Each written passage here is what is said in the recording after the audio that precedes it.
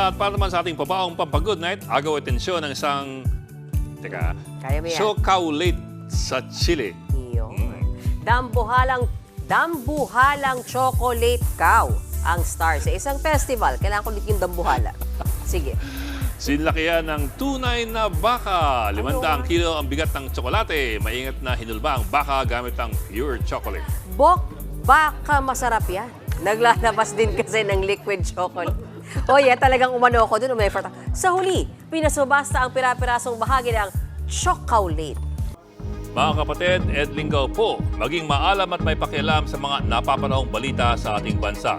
Para sa mas malalimang pagtalakay at paghimay sa mga issue at headlines, tumutok lamang at mag-subscribe sa social media pages ng News 5.